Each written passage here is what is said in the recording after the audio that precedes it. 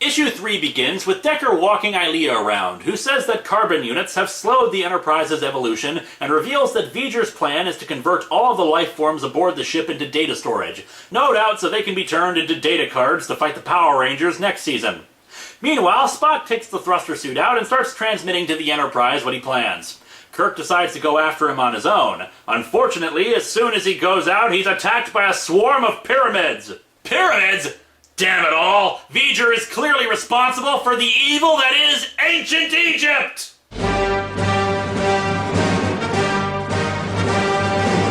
Anyway, Kane goes to one of his old buddies, who's now confined to a wheelchair.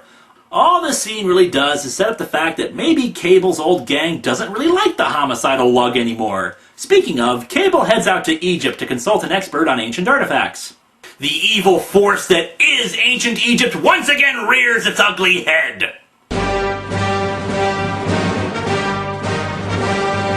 So apparently Green Arrow and Speedy are the Hardy Boys, as indicated by this dialogue. Happy vacation days ahead, eh, Roy? And boy, we can use one. The case of the Golden Mummy sure had us busy. Why the hell aren't we reading about the case of the Golden Mummy? We're reading about a cowboy with a really weird murder gimmick when we could be reading about two superheroes fighting ancient Egypt! We cut back to Los Angeles, where Hemogoblin and one of Croef's flunkies get a room at the airport Hilton. However, it turns out that room isn't their real room, and instead go to the room right next to it, where there's a pet carrier on the bed. Wait a second. Slifer Kitty Carry? Slifer! The Sky Dragon!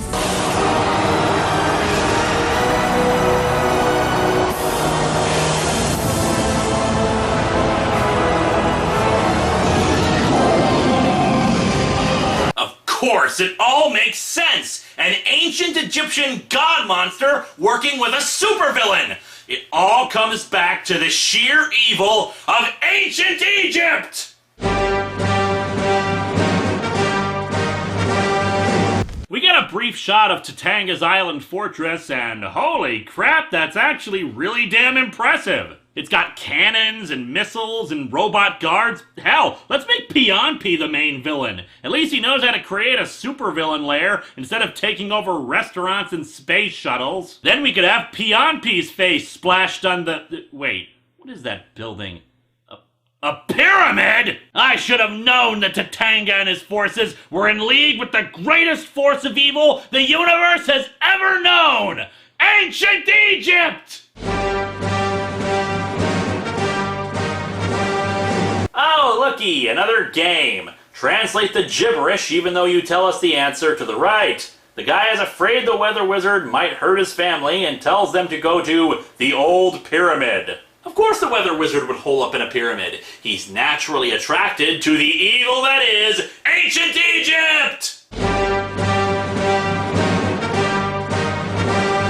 I unfortunately fell out of watching the anime during its second show, GX, and eventually rewatched the original series and GX in full. Sadly, I don't even know what's going on with it anymore, but I'll probably get around to it at some point. In the meantime, here's the basic premise for those unfamiliar with the franchise. In this world, in ancient Egypt, powerful sorcerers fought each other using demonic creatures and monsters that they summoned to do their bidding. And of course such dark magics and hellish creations would be the product of ancient Egypt!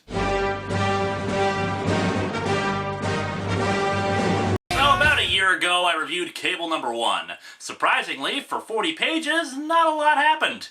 A group of mutant terrorists was breaking into museums and stealing ancient Egyptian artifacts. Damn you, ancient Egypt! When will your evil tendrils let go of present-day America? He travels to a London museum on a hunch regarding an Egyptian mummy named Karissa. According to legend, a star fell from the sky, revealed as a chariot containing a bizarre creature that changed its shape into the little girl Karissa. The pharaoh interpreted this as a gift of the gods to grant him a daughter he never had. The pharaoh's priests resented and feared her because of her mastery of dark and arcane arts that was superior to their own. And who here is shocked to hear about people practicing demonic dark sorcery from the most evil force that threatens us even today, ancient Egypt? Oh, and look, the giant ridiculous knife from the cover actually is in the book. Natalie Stack picks it up and swings it at a terrorist, hitting with such force and accuracy that it decapitates one. A terrorist who apparently had wrappings around his entire head except his eyes and mouth. These really are mummies, aren't they? My God, we've had it wrong the whole time.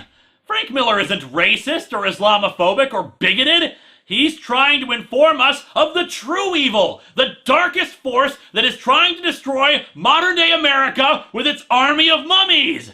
Ancient Egypt!